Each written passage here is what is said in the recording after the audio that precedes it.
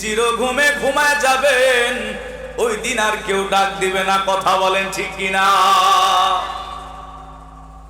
এ বাবা, একদিন আপনি আমি মারা যাব, আমাদের ইন্তিকাল হয়ে যাবে, কবরে যাত্রী হয়ে যাব। যেদিন আপনি আমি মারা যাব রে, এত কষ্ট করে ঘর বানাইলাম, বাড়ি বানাইলাম, আরসিসি বিল্ডিং করলাম, এত কষ্ট করে আমরা মাথার গাম পায়ে ফেলে বিল্ডিং বানাইলাম, ওই ঘরের মধ্যে আল্লাহটাকে রাখবে না। কথা বলেন ঠিক কিনা? তাড়াতাড়ি করে উঠানের মধ্যে লাশটাকে নিয়ে আসবে। আমার এই ছোট্ট জীবনে দেখা ঢাকা গুলশান বনানীর মধ্যে এলাকাতে যখন মানুষগুলা মারা যায়, ওই জোর বিল্ডিং এর মধ্যে 20 তলার মধ্যে রাখে না, তাড়াতাড়ি করে লাশটাকে নিচে নামানো হয়। এরপরে সবাই বলে গোসল করাও, তাড়াতাড়ি দাফন কাফন করাও। আমরা যেদিন মারা যাব, এ বাবা ঘরের মধ্যে লাশটা রাখবে না, বিবি বলেন সন্তান বলেন কেউ আর বাধা দিবে না। উঠানের মধ্যে লাশটাকে শুয়ে রাখানো হবে। এরপরে কেউ বা চলে যাবে বাঁশঝাড়ের মধ্যে বাঁশ কাটার জন্য, কেউ বা চলে যাবে বাজারে কাফনের কাফন আনার জন্য, কেউ বা চলে যাবে কবরস্থানে কবর খোঁড়ার জন্য। কথা বলেন ঠিক কিনা? আমি চলে যাব, আমায় তোমরা ভুইলা যাও না। আমি চলে যাব, আমায় তোমরা ভুইলা যাও না। আমার মরণ আসিবে কবে কেউ তো জানে না, আমার মরণ আসিবে কবে।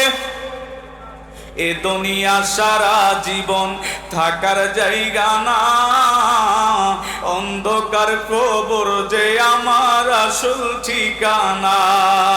এ দুনিয়া সারা জীবন থাকার জায়গা না, অন্ধকার কবর যে আমার আসল ঠিকানা।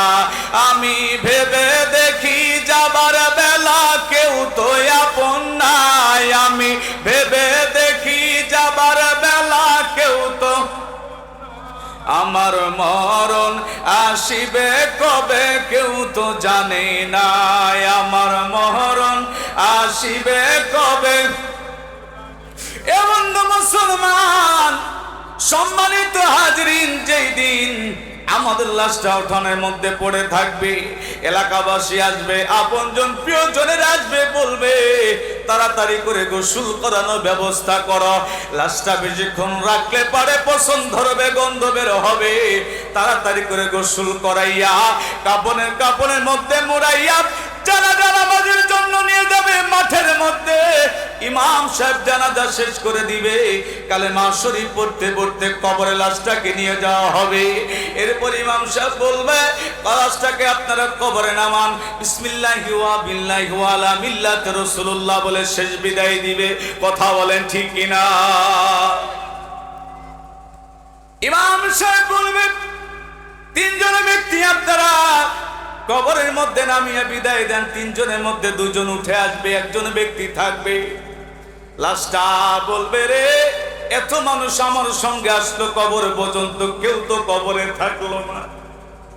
3 জন ব্যক্তি কবরে নামলো, 2 জন উঠে গেল, 1 জন ব্যক্তি মনে হয় আমার সঙ্গে থাকবে। না বাবা না, বাঁশের সামানা দিয়া ওই কবরটা ঢাকতে থাকবে। বাঁশের তালায় যখন দেওয়া হবে, ইমাম সাহেব বলবে দোয়া পরে পরে মাটি দেন। মিনহা খালাকনাকুম ওয়া ফিহা নুইদুকুম ওয়া মিনহা নুখরিজুকুম তারাতান উখরা বলে মাটি দিবে। কথা বলেন ঠিক কিনা? আমি ভেবে দেখি যাবার বেলা কেউ তো আপন নাই, আমি ভেবে দেখি যাবার বেলা কেউ তো আপন নাই। আমার মরণ আসিবে কবে কেউ তো জানে না, আমার মরণ আসিবে কবে। খারাপ লাগে? চলবে তো ইনশাআল্লাহ। জোরে বলেন তো আল্লাহু আকবার। ওই কবরে কাউকে আপন পাবেন না, একমাত্র আপন হবে আপনার আমার নবী। যে নবী উম্মতকে রিসিপশন করার জন্য ওই কবরের মধ্যে হাজির হয়ে যাবে। আল্লাহু আকবার বলেন, জোরে বলেন আল্লাহু আকবার। এই জন্য বাবা তরিকায় চলতে হবে। নবীজি আমাদেরকে যেভাবে পথ দেখিয়েছেন ওই পথে আমাদেরকে থাকতে হবে। যারা রাসূলুল্লাহর সুন্নাহ তরিকায় জীবনকে নিবে, দুনিয়ায় ভয় নাই, আখিরাতে ভয় নাই, কবরে ভয় নাই। আল্লাহ বলে দিয়েছেন ফিদ দুনিয়া হাসানা ওয়া ফিল আখিরাতি হাসানা, দুনিয়াতেও কল্যাণ আখিরাতেও কল্যাণ, তার কোনো ভয় নাই। কথা বলেন ঠিক কিনা? বাবাজি, দুনিয়ার মধ্যে আজকে বিভিন্ন কাজে আমাদের সময় হয়, কিন্তু তাফসীরুল কোরআন মাহফিল থেকে কিছু আমরা শিখব। এখানে এত সুন্দর একটা মাদ্রাসা হয়েছে, মনে রাখবেন এই মাদ্রাসার ওসিলা করে আল্লাহ পাক এই তলাবুল ইলমেদের যখন কোরআন তেলাওয়াত হয়, আশেপাশে যত কবরস্থান আছে আমার আল্লাহ পাক এই কোরআন তেলাওয়াতের জন্য তাদেরকে মাফ করে দেয়। তাহলে মাদ্রাসা দিয়ে কি খারাপ হয়েছে? জোরে বলেন। এত হাফেজ এখান থেকে বের হচ্ছে, এলাকাবাসীর জন্য বিশাল প্লাস পয়েন্ট। এখানে আমরা যদি এই মাদ্রাসার জন্য যদি আমরা আমাদের সন্তানদেরকে এই মাদ্রাসায় আমরা আলেম তৈরি করি, হাফেজ তৈরি করি, তাহলে আমরা কবরে যাওয়ার পরে শান্তি পাবো, কারণ আমাদের সন্তানেরা আমাদের জন্য দোয়া করতে থাকবে। কথা বলেন ঠিক কিনা?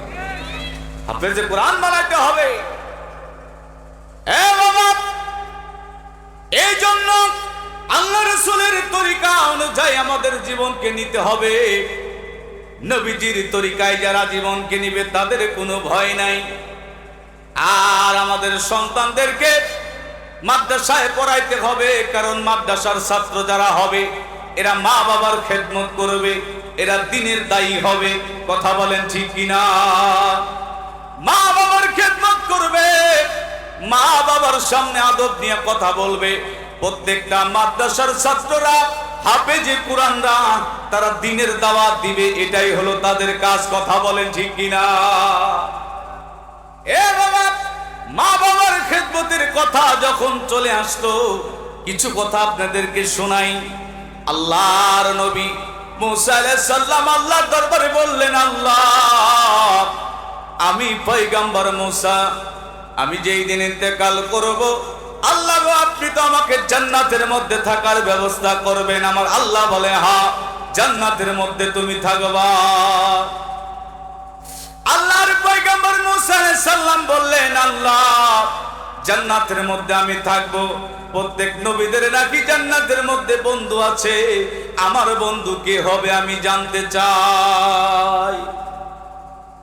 আমার আল্লাহ জানা দিলেন, পয়গম্বর মুসা রে, সমস্ত নবীদের বন্ধু হবে, তোমারও একজন বন্ধু হবে। বলে, আমার বন্ধু কে হবে আমি জানতে চাই। আমার আল্লাহ বললেন, তার সঙ্গে তোমার পরিচয় করাই দিব, কিন্তু তোমার পরিচয়কে গোপন রাখবা। তুমি যে আল্লাহর নবী এটা তার কাছে তুমি প্রকাশ করতে পারবা না। জোরে কি বলা যাবে না? আল্লাহু আকবার। বাবা একটু মনোযোগ দিবে, এলাকাবাসীর জন্য, যুবকদের জন্য আলোচনাগুলি করে যাই। যদিও অনেক বক্তাদের কাছে আপনার আলোচনা ওয়াজ শুনেন, এখন তো সবাই আমরা ওয়াজ জানি, ঘরে ঘরে হাতে হাতে ওয়াজের কম আছে, সবার হাতে হাতে এখন ওয়াজ। চায়ের দোকানে বসবেন, বিড়ি টানতেছে, ওয়াজের ফতোয়া দিচ্ছে। কথা কন না কেন রে? মুফতি সাহেবের অভাব নাই চায়ের দোকানে, কিন্তু নামাজের সময় মসজিদে মুফতি পাওয়া যায় না, নামাজি পাওয়া যায় না। কথা বলেন ঠিক কিনা? কিন্তু ফতোয়াবাদীর বেলায় আমরা অনেকেই আছি, নামাজের কথা শুনলে গায়ে আগুন ধরে যায়। এরা হলো ইবলিস মার্কা মানুষ। কথা বলেন ঠিক কিনা? আরে নামাজের কথা শুনলে যার গায়ে আগুন লাগবে সে নবীর উম্মত হতে পারে না, আল্লাহর বান্দা হতে পারে না। বান্দা শব্দের তো গোলাম, উম্মত তো সেই ব্যক্তি হয় যিনি রাসূলের মতের সাথে একমত, সে হয় উম্মত। আমার রাসূল শেষ সময় পর্যন্ত তিনি বলে গেছেন, হে আমার উম্মতেরা, সালাত সালাত, তোমরা নামাজ কায়েম করো, কেউ যেন তোমরা নামাজ কাজা না করো। আমার উম্মত যারা হবে তারা যেন আল্লাহ পাকের হুকুমকে মানে, পাঁচ ওয়াক্ত নামাজ পড়ে। আল্লাহু আকবার বলে।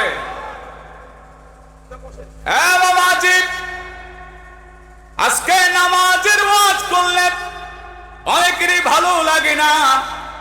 আজকে ওয়াজ আমরা অনেকেই জেনে ফেলেছি, ঘরে ঘরে ওয়াজ, হাতে হাতে ওয়াজ, চায়ের দোকানে ওয়াজ, বাজার ঘাটে ওয়াজ। ওয়াজ আমরা সবাই জানি, কিন্তু আমলের বেলায় আমাদের ঘাটতি। কথা বলেন ঠিক কিনা? মুসলমান আজকে বিপদে কেন পড়ে? সালাউদ্দিন আইয়ুবী বলেছিল, ও মুসলমান জাতি তোমরা শোনো, আজকে মুসলমানে আমরা বিজয় অর্জন করেছি ঠিকই, তবে মুসলমানরা তিনটা কারণে ক্ষতিগ্রস্ত। এক নম্বর হলো মাদক দ্রব্য ব্যবহার, মানে নেশা। কথা বলে ঠিক কিনা? বর্তমান নেশা এখন এমন পর্যায়ে গ্রাস করছে, প্রত্যেকটা এলাকায় মহল্লায় মহল্লায় যুবকের আজকে নেশার মধ্যে ধাবিত হয়ে যাচ্ছে। মুসলমান ঘরের ছেলের আজকে নেশার মধ্যে পড়ে জীবনটাকে ধ্বংস করে দিতেছে। কারণ এর জন্য দায়ী বাবা মা। শাসন করে নাই, সন্তানদেরকে বলে নাই। মনে রাখবেন, মা বাবার দায়িত্ব হলো, আপনি যখন ফজর নামাজ পড়বেন, আপনার সন্তান, আপনার বিবি, আপনার মেয়ে, আপনার পরিবার সবাইকে ডাক দিয়ে বলতে হবে যে আমি নামাজ পড়তেছি, তোমরা উঠে নামাজ পড়ে নাও। কথা বলে ঠিক না? এটা আমাদের হক আদায় হবে, নিজেরা পড়তে হবে। সন্তান, বিবি সবাইকে নামাজের তাগিদ দিতে হবে। যদি না দেন, ময়দানে হাসরে কাঠগড়ায় দাঁড়াইতে হবে। কি জবাব দিবেন সেদিন? বলে আমার আল্লাহ বলবে, তুমি নিজে ইবাদত করেছো, তোমার পরিবারকে জাহান্নামের আগুন থেকে বাঁচাও না। ওয়া আনফুসুকুম আহলিকুম নারা, তোমরা নিজেরা বাঁচাও, তোমার পরিবারদেরকে জাহান্নামের আগুন থেকে বাঁচাও। এই জন্য বাবাজি আমাদেরকে ইসলামের পথে পুরোপুরি ভাবে আসতে হবে। এই জন্য আল্লাহ বললেন, ইয়া আইয়ুহাল্লাযীনা আমানু ওয়া আমানু বিল্লাহি ওয়া রাসূলিহি। এই আয়াতখানা কোরআন শরীফে অনেক জায়গা আসছে। আল্লাহু আকবার বলেন। আল্লাহ ঈমানদারদেরকে ডাক দিয়েছেন, ঈমানদারদেরকে দুইবার ডাক দিলেন। এমন আয়াত আছে আল্লাহ পাক দুইবার করে ডাক দিয়েছেন। আল্লাহ বলেছেন, ইয়া আইয়ুহাল্লাযীনা আমানু ওয়া আমানু বিল্লাহি ওয়া রাসূলিহি। আল্লাহ বলেন ঈমান আনার পরে আবারও ঈমান আনো। আল্লাহু আকবার বলেন। তো আমরা তো ঈমান এনেছি, দ্বিতীয়বার আবার আল্লাহ পাক কেন বললেন ঈমান আনার পরে ঈমান আনো? আল্লাহ এই জন্য বললেন যে মৌখিক ঈমানদার দাবি করলে হবে না। কারণ ঈমান হলো দুই প্রকার, ঈমানে নাসিক, ঈমানে কামিল। ঈমানে নাসিক হলো আল্লাহ রাসূলকে তারা মানে কিন্তু ইবাদত করে। ঈমানে কামিল হলো যারা আল্লাহ রাসূলকে মেনে তারা তাদের জীবনের বিষয়গুলো এবং জীবনের চলার পথের সুন্নাহগুলো রাসূলের তরিকায় মতো তারা চলবে, কোরআনের সংবিধান মতো চলবে। আল্লাহ পাক এদেরকে মুমিনে কামিল করবে, আর এরা ঈমানদার হয়ে যাবে, আল্লাহ পাকের প্রিয় বন্ধু হয়ে যায়। সকলে বলে সুবহানাল্লাহ। তাহলে ঈমান হলো দুই প্রকার, ঈমানে নাসিক, ঈমানে কামিল। এ বন্ধু মুসলমান, যে কথা বলতেছিলাম, আমার আল্লাহ বললেন ঈমান আনার পরে আবার তোমরা ঈমান আনো। আল্লাহ দুইবার কেন তাগিদ দিলেন? কারণ আমাদের ঈমানের মধ্যে নরবার আছে। আমরা অল্পতে আমাদের ঈমানকে বিক্রি করে দিতে চাই। আল্লাহ বললেন তোমরা আমি আল্লাহকে ভয় করো, ইত্তাকুল্লাহ, আমি আল্লাহকে তোমরা ভয় করো। কাকে ভয় করতে বলেছেন? জোরে বলেন কাকে? আজকে দেখবেন আমাদের উত্তর এবং দক্ষিণ বঙ্গ এলাকাতে দেখা যায় যুবকদেরকে পাওয়া যায় না। আপনি একটু প্রমাণ দেখেন, কয়জন যুবক আছে? প্রায় মুরব্বী, কিন্তু প্রত্যেকের বাড়িতে যুবক সন্তান আছে। কথা বলেন ঠিক কিনা? সিলেট অঞ্চলে যাবেন, আমরা সিলেটে মাহফিল বেশি করি, ওই অঞ্চলে দেখবেন যুবকেরা সামনের কাতারে বসে, ছোট্ট ছোট্ট বাচ্চারা সামনের কাতারে বসে, তারা উলামায়ে কিরামের জবান থেকে কোরআনের কথাগুলি শুনে। যদি কি বলা যাবেন আল্লাহু আকবার? আমাদের এই অঞ্চলটাতে আমরা দেখি যে যুবকদেরকে পাওয়া যায় না। এই জন্য কোরআনের মজলিসে না বসে তারা আজকে মা বাবার চোখের উপর চোখ রেখে কথা বলে, মাকে ধমক দেয়। কথা বলেন ঠিক কিনা? বন্ধু মুসলমান, যে কথা বলতেছিলাম, আল্লাহর পয়গম্বর মুসা আলাইহিস সালাম বললেন, ওগো আমার আল্লাহ, ওই ব্যক্তিকে আমি একটু জানতে চাই। আমার আল্লাহ বললেন, তোমার সঙ্গে জান্নাতের মধ্যে থাকবে একজন কসাই ব্যক্তি, সে তোমার পাশের এলাকায় একটা বাজারের মধ্যে গোশত বিক্রি করে। মুসা আলাইহিস সালাম বললেন, আল্লাহ আমি ওই ব্যক্তিকে দেখতে চাই। আমার আল্লাহ বললেন, তোমার পরিচয়কে গোপন রাখবা। আল্লাহর পয়গম্বর চলে গেলেন বাজারের মধ্যে, যাইয়া দেখে ওই কসাই ব্যক্তি গোশত বিক্রি করে, ওজনে কমও দেয় না বেশিও দেয় না, সঠিক ওজন দিয়ে গোশত বিক্রি করে, কাউকে ঠকায় না। কিন্তু আমাদের বাংলাদেশে দেখবেন, যদি 2 মণ গোশত কিনতে যান 10 কেজি ছাড় মেরে দেয়। আপনাদের এদিকে নাই মনে হয়? আছে? বাবা ওজনে কম দিলে হাসরের ময়দানে কি জবাব দিবেন? একটু হিসাব মিলায় দেখেন বাবা, ভেজাল জিনিস দিবেন না। আল্লাহ পাকের দরবারে একদিন দাঁড়ানো লাগবে, ওই দিন কি জবাব দিবেন একটু চিন্তা করে দেখেন। আল্লাহর পয়গম্বর মুসা আলাইহিস সালাম তিনি ওই কসাই ব্যক্তির কাছে গেলেন, যায়া সালাম দিলেন, বললেন, ওগো কসাই ব্যক্তি, আমি মুসাফির ব্যক্তি, আমি আপনার এলাকায় আসছি। এই এলাকায় আমার আত্মীয় স্বজন বলতে কেউ নাই, আমি বড় ক্ষুধার্ত, আমার থাকার জায়গা নাই। আপনি যদি একটু থাকার জায়গার ব্যবস্থা করতেন, আর যদি একটু খাবারের ব্যবস্থা করতেন, আমি আপনার কাছে থাকতাম, আপনার জন্য আমি দোয়া করতাম। মুসাফির ব্যক্তির দোয়া কবুল হয়। কসাই ব্যক্তির মনে একটু ভালোবাসা জাগলো। উনি বললেন, ঠিক আছে বন্ধু, আপনি বসেন, আমি গোশত বিক্রি করি, আমি গোশত বিক্রি করার পরে আপনাকে আমার বাড়িতে নিয়ে যাব, ওইখানে আপনাকে আমি মেহমানদারি করবো। সুবহানাল্লাহ বলে। মেহমান আসলে অনেকে বেজার হয়, কিন্তু আল্লাহ রাসূল বলেছে, তুতিমুত্তাম, তোমরা মানুষকে বেশি বেশি খাওয়াও, মেহমানদারি করো, কারণ মেহমানদারির মাধ্যমে আল্লাহ পাক আরো রিজিককে ভরপুর করে দেয়। আল্লাহু আকবার বলে। আপনারা এখানে আসছেন, মেহমানদারি হবে তো ইনশাআল্লাহ? হবে না? হ্যাঁ হবে ইনশাআল্লাহ। দূর থেকে যারা আসছেন তাদের মেহমানদারির ব্যবস্থা আছে। আল্লাহর পয়গম্বর মুসা আলাইহিস সালাম তিনি বসলেন। এবার কসাই ব্যক্তি গোশত বিক্রি করা শেষ করে অল্প কিছু গোশত রাখলেন। রাখার পরে বলে, বন্ধু এবার আমার বাড়িতে চলেন। নিয়ে গেলেন। কসাই ব্যক্তি বাড়িতে নিয়ে যাওয়ার পরে বললেন, আল্লাহ ওগো আমার বন্ধু, আপনি বসেন এখানে, আমি গোসল সেরে আসি, আপনাকে আমি গোশত রান্না করে খাওয়াবো, আর আপনাকে আমার এলাকা ঘুরে ঘুরে দেখাবো।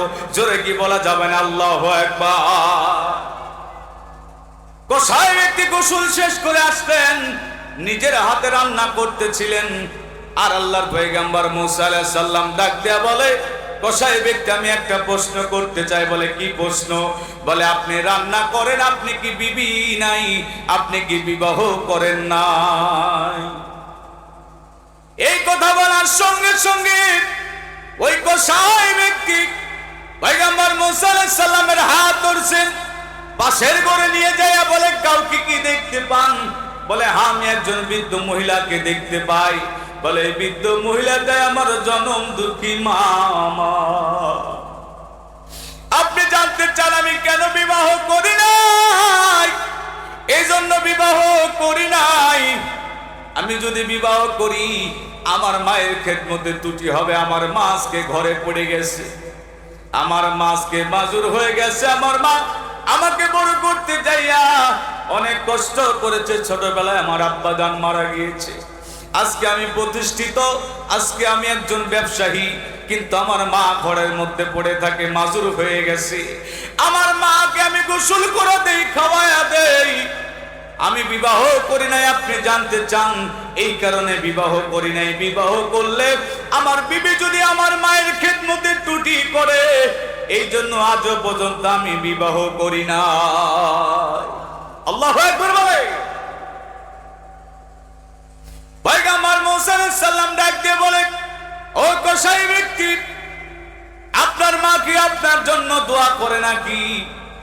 এবার কসাই ব্যক্তি ডাক দিয়ে বলে, হ্যাঁ আমার মা আমার জন্য দোয়া করে। আল্লাহর দরবার বলে, আল্লাহ আমার সন্তানের খেদমতে আমি রাজি খুশি হয়ে গেছি। জামানার পয়গম্বর মুসা আলাইহিস সালামের সঙ্গে আমার সন্তানকে তুমি হাসর নাসর করায়ো। আল্লাহু আকবার। তার সঙ্গে মুসা আলাইহিস সালামের সঙ্গে মায়ের দোয়া কবুল হয় কিনা? জোরে বলে। আজকে অনেকেরই মা নাই, অনেকেরই বাবা নাই। আসুন আজকের মাহফিলে মা বাবার জন্য দোয়া হবে।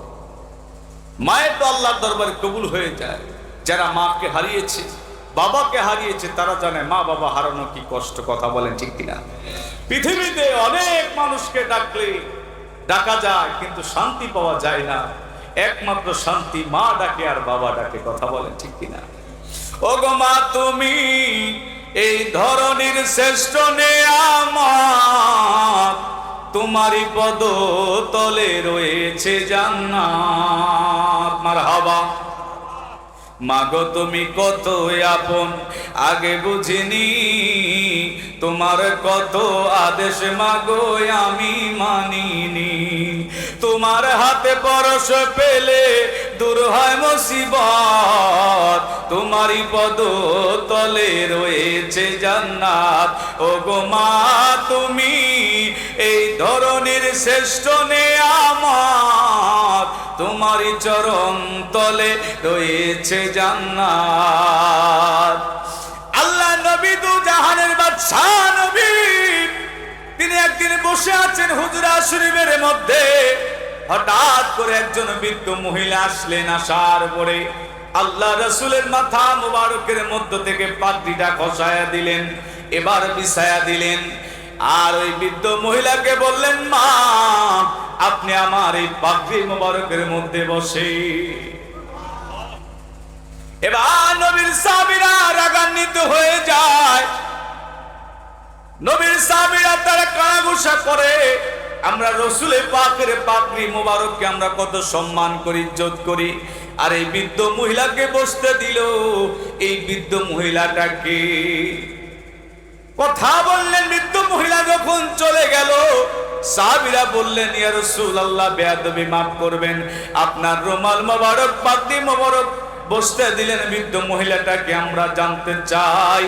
আমার নবী ডাক দেয়া বললেন, আমার দুধমা হালিমাতুস সাদিয়া, তিনি আসলেন, তিনি আমাকে লালন পালন করেছেন, এই জন্য আমি তাকে আমার মায়ের সম্মান দিয়া আমার মাথা মোবারকের পাগড়ি খসা আমার মাকে বসতে দিয়েছি। জোরে কি বলা যাবে না? আল্লাহু আকবার। বন্ধু মুসলমান, নবীজির জীবনের অনেক কষ্ট, অনেক ঘটনা। এ বন্ধু, সময় অল্প অল্প সময়ের মধ্যে আলোচনা শেষ করতে হবে। দ্বিতীয় বক্তা তিনি চলে আসবে, অল্প সময় বলি আমার নবীজির কষ্টের একটি ঘটনা। একটু মনটা মদিনার দিকে রুজু করে দেন, চোখে পানি নেন, কারণ রাসূল পাকের মহব্বতে যদি দুই ফোঁটা চোখের পানি ফেলতে পারেন গো, আমার আল্লাহর ওসিলায় আপনার তামাম জিন্দেগীর দরিয়া দরিয়া গুনার খাতা মাফ করে দিবে। নবীজির বাল্যকালের একটি ঘটনা আপনাদেরকে শোনাই। নবীজি আমার মাঠের মধ্যে খেলাধুলা করে, এদিকে বিকাল হলে যেই বন্ধুদের সঙ্গে বালকদের সঙ্গে খেলাধুলা করে, তারা বিকাল হলে তাদের পিতা তাদের বাবা এসে তাদেরকে নিয়ে যায়, তাদেরকে কোলের মধ্যে নিয়ে কপালে ঠোঁটে চুমা লাগায়। নবী আমার দেখে বিকাল হলে ছেলেদের বাবারা এসে তাদেরকে কোলের মধ্যে নিয়ে কপালে ঠোঁটে চুমা লাগায় আদর করে তাদেরকে নিয়ে যায়। নবীজির চোখ বেয়ে পানি পড়ে। সবার বাবা আসে, কিন্তু আমার বাবা তো আমাকে নিতে আসে না। আমার বাবা কই? আমার বাবাকে আমার দেখতে মনে চায়। নবী আমার দৌড়াইতে দৌড়াইতে মা মেনার কাছে যাইয়া কান্না করে বলে, আম্মা জান, বিকাল হলে সকলের বাবা এসে তাদেরকে নিয়ে যায়, আমার বাবা কই? আমার বাবা তো আসে না। নারে তাকবীর, আল্লাহু আকবার, ইল্লাহে তাকবীর, নারে তাকবীর, আল্লাহু আকবার। বিশেষ বক্তার আগমন, শুভেচ্ছা স্বাগত, নারে তাকবীর, আল্লাহু আকবার। সম্মানিত হাজিরিন, সমাজ তো আমার শেষ। আমার নবীজি এমন একজন নবী, ছোট্টবেলা থেকে বাবাকে হারান, মাকে হারান। আমার নবী এতিম হয়েছিলেন। নবীজি আমার এতিম হওয়ার পরে আমার আল্লাহ পাক বললেন, হাবিব, কে বলেছে আপনি এতিম? আপনি এতিম না, আমি স্বয়ং পরওয়ারদিগার আপনার সঙ্গে আছি। বন্ধু মুসলমান, এই জন্য আপনাদেরকে আজকের এই তাফসীর মাহফিল থেকে উলামায়ে কিরামের জবান থেকে কোরআন হাদিসের কিছু কথা শুনে যান। আজকে আমাদের এখান থেকে উলামায়ে কিরাম দোয়া করবেন আমাদের মা বাবার জন্য, কবরবাসীর জন্য। কবরবাসী থেকে ওই কবরস্থান থেকে রূহগুলো আমাদের দিকে চাতক পাখি ন্যায় তাকায় আছে। আমাদের কাছে টাকা চাই না, সম্পদ চাই না, আমাদের কাছে আর তারা কোনো সম্পদের ভাগ চায় না। তারা একটা জিনিসই চায়, আমরা যেন তাদের জন্য দোয়া করি। কথা বলেন ঠিক কিনা? এই জন্য বাবা, এখনো যারা আছেন দূরে, ভিতরে বসে যান। আমরা আমাদের আপনজন প্রিয়জনদের জন্য দোয়া করব। যেহেতু আমাদের আজকে বিশেষ বক্তা হযরত আল্লামা হযরত মাওলানা নিয়ামুল হক বিপ্লবী সাহেব আন্তাজরুল আলী, উনি আমাদের মাঝে আসছেন, উনি আলোচনা রাখবেন। আমার একটা আদব হলো, বক্তা যখন স্টেজে চলে আসে বসা রেখে আমি ওয়াজ করি না। যেহেতু আমরা দিনী ভাই, আমরা দায় ইলাল্লাহর কাজ করি, আমরা সকলেই একে অপরের পরিপূরক। এই জন্য আমি বলেছি আমার সময়কে কম করে দেন। যারা মেহমান আছে, বিশেষ বক্তা প্রধান বক্তাদের সময়কে বাড়ায় দেন।